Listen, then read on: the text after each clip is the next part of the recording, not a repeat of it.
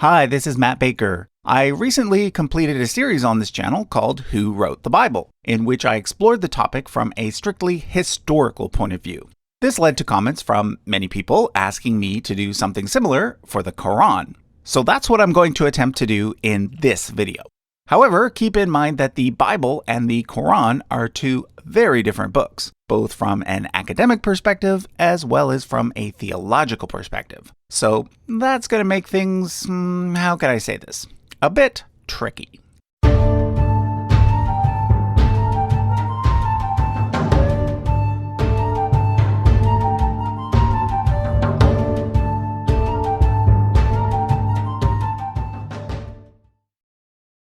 First of all, you have to understand that the Quran is not simply the Muslim equivalent of the Bible. If you want to make a more accurate comparison, it would be better to say that the Quran is the Muslim equivalent of Jesus. Here's what I mean by that.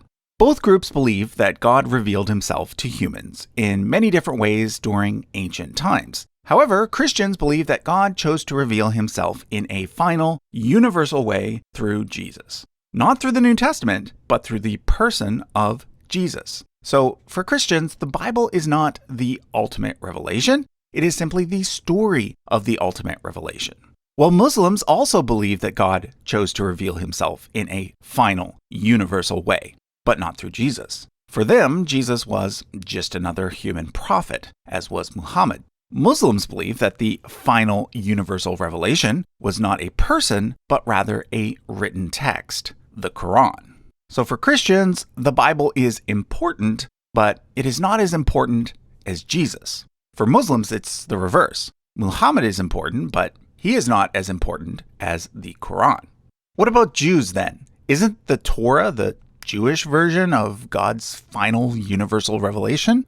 Well, no, because for us Jews, there is no such thing as a universal revelation. According to Judaism, the Torah was meant for the Jewish people only, not for all of humankind. So Jews don't actually have anything that's the equivalent of either Jesus or the Quran. Now, there's another major difference between the Bible and the Quran that must be made clear. This chart represents various ways in which a religious text can be viewed, ranging from 100% divine authorship to 100% human authorship. For Muslims, the Quran is all the way over here. They believe that their holy book was literally dictated to the Prophet Muhammad, word for word, by God, via the angel Gabriel. Very few Christians or Jews view their scriptures in this way. Although a very small minority believe something along those lines, the vast majority would simply say that their holy books were inspired by God, meaning that both God and human authors played a role. Now, when it comes to how big of a role that God played versus how big of a role that the human authors played, there are several different positions. Some lean towards inerrancy, meaning that although humans wrote the books in their own unique styles, God made sure that they contained absolutely no errors, whether scientific or historical. Others lean more towards infallibility, meaning that while the Bible's overall message is trustworthy on matters of faith and religious practice, the authors were obviously limited by the scientific and historical understandings of their time. Now, even though I am a Jew and also a theist, I would actually place all works of religious literature all the way over here. But I would like to make it clear that my position is a minority one. Most Jews and Christians would fit into the inerrancy or infallibility categories, with the more conservative types leaning towards inerrancy and the more liberal types leaning towards infallibility. However, the main point I want to make through all of this is that the Muslim view of the Quran is very different than the average Christian or Jew's view of the Bible. Therefore, if you're a Muslim, the answer to the question, who wrote the Quran, is pretty straightforward. Allah, aka God, wrote the Quran. Sure, Allah may have revealed it through the angel Gabriel to the Prophet Muhammad, but neither Gabriel nor Muhammad is its ultimate author. God is the ultimate author of the Quran, and God alone. This is something that, for Muslims, must be taken on faith. So, if that's what you believe, and if you're likely to be offended by hearing any alternative theories, you should stop watching this video now. However, if you're wondering how secular academics might answer the question, or how people from other religions might answer the question, feel free to keep watching. Okay, so the next thing you need to know is that unfortunately, very little research has been done on the Quran from a textual criticism perspective. When it comes to the Bible, we've got lots of research going back hundreds of years. But when it comes to the Quran, not so much. Therefore, keep in mind that everything I'm going to discuss from this point forward is far more tentative and hypothetical than what I discussed in the Bible episodes. But before we get into the possible sources for the Quran and who compiled them, I want to tell you a little bit about how the Quran is arranged. Unlike the Bible, which is divided into many different books, the Quran is really just one book. It does have divisions called surahs, but surahs are more like chapters, not separate books. There are 114 of them in total, and they are arranged not thematically or chronologically, but simply by length. Aside from the very first surah, which is kind of a preface, the longest chapter is placed at the very beginning, and then it pretty much goes by size, with the shortest chapters coming at the end. The only other major way to divide the Quran is by dividing it into the Meccan surahs and the Medinan surahs. According to tradition, Muhammad and his followers initially lived in Mecca, but then in the year 622 CE, they moved to Medina. So some surahs were revealed to him in the first location, whereas others were revealed in the second location. Most Islamic scholars tend to agree on which ones are which, and in fact, there is even a generally agreed upon list in which every surah is ordered from first to last. So, for example, chapter 96, called Al-Alaq, is considered to have been the first revelation. Traditionally, this event is dated to the year 609 CE. On the other hand, chapter 110, called An-Nasr, is considered to have been the last revelation, being given to Muhammad in the year 632, just a few months before he died. Now, according to tradition, Muhammad was illiterate, and therefore he shared his revelations orally only. His various companions either memorized them or wrote parts of them down. Therefore, by the time Muhammad died, there was not yet a complete written version of the Quran. Most Muslims believe that this occurred during the reign of the Caliph Uthman, approximately 20 years after the death of Muhammad. According to Sunni tradition, it was Uthman who created the first standardized version of the Quran, ordering all variant copies to be destroyed. Now, among secular historians, there is some disagreement on how best to understand these early years of Islam. Some secular historians basically accept the traditional narrative, except for the part about the revelations being from God. According to this view, Muhammad was the primary author of the Quran, regardless of whether he shared the content orally or in a written format. On the other hand, other secular historians question whether or not anything from the first 150 years of Islamic history can be trusted. They argue that everything we know about this period comes entirely from sources written much later, during the Islamic Golden Age, and therefore they see the stories about Islam's initial conquests as being more legendary in nature. According to this scenario, the Quran was probably a document that evolved more slowly, with several people having a hand in its production. Personally, I lean more towards accepting the traditional narrative. Again, except for the divine revelation part. This is because we do have several non-Islamic references to the Prophet Muhammad that date to just a few years after his death. We also have a partial manuscript of the Quran, known as the Sana'a manuscript, that dates to around the year 670. This indicates that the Quran can be traced back very close to Muhammad's lifetime. However, something else that the Sana'a manuscript seems to indicate, though, is that there were probably several slightly different versions of the Quran in existence during the early years of Islam. If you want to learn more about the Sana'a manuscript, Al-Muqaddimah just released a video about it today, so be sure to check it out. I'll leave a link at the end of this video. The final thing I want to address is the sources that were used by Muhammad in the creation of the Quran. Obviously, for a Muslim, there is no such thing as the sources for the Quran. There is only one source, and that source is Allah. But for a secular historian, Muhammad must have gotten his material from somewhere. So, from where did he get it? The important thing to remember here is that Muhammad lived in a world in which Judaism and Christianity looked quite a bit different than they do today. A lot of people assume that when Muhammad showed up, there were people called Jews, there were people called Christians, and then because of him, there were now people called Muslims. 3 nice, neatly divided groups. But this was not the case.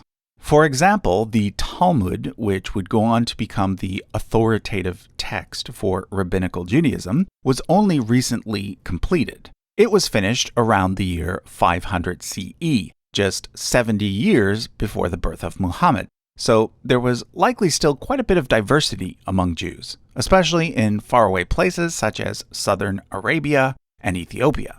And the same was true of Christianity. As I mentioned in my video on the Gospels, there were initially many different Christianities, and it took many centuries before the dominant version stamped out all the other versions, which it considered to be heresies.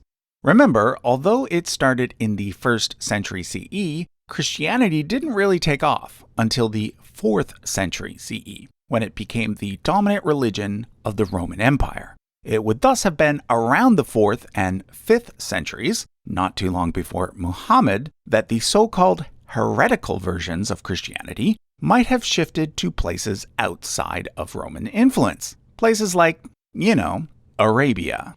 In other words, it's not hard to imagine that Muhammad would have come into contact with various different types of Christians and Jews, and that the types of Christians and Jews that he came into contact with were the ones that were outside of the mainstream.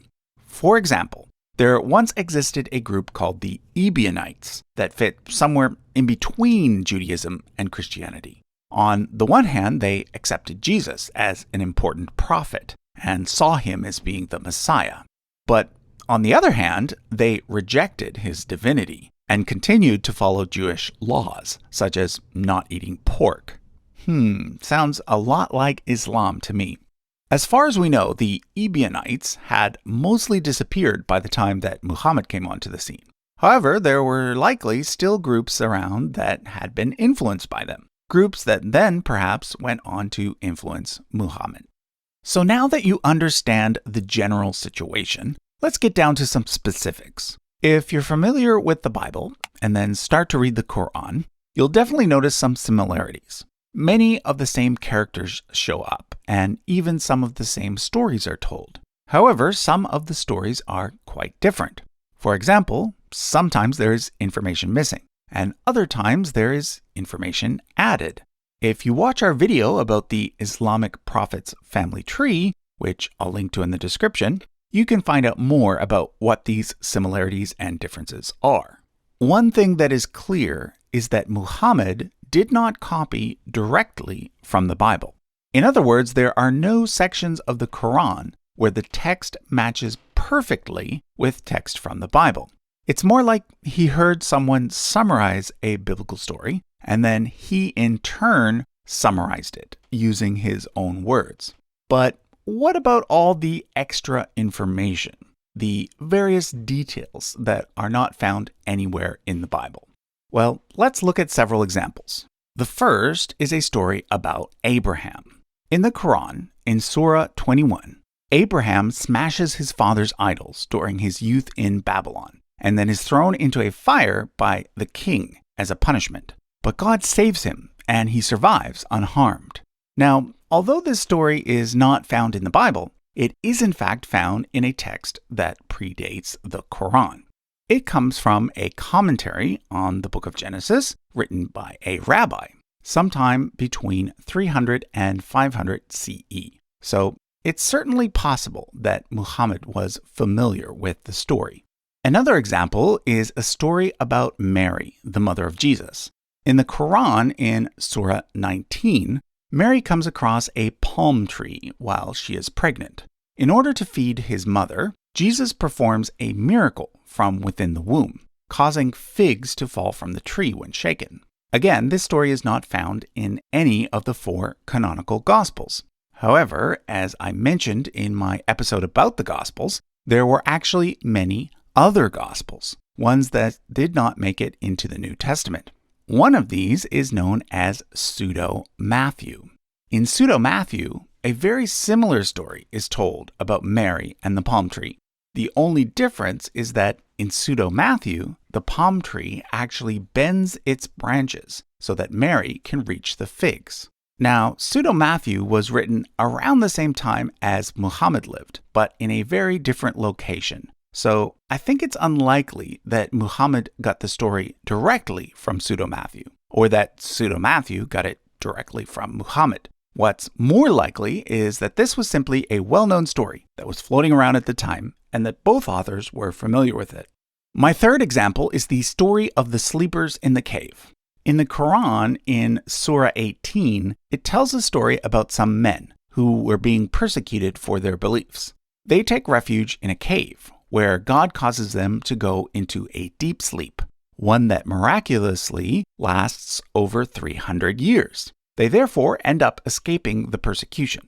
This story is actually a well-known Christian legend that appears in multiple sources predating the Quran, the earliest one being that of the Syrian poet Jacob of Sirah.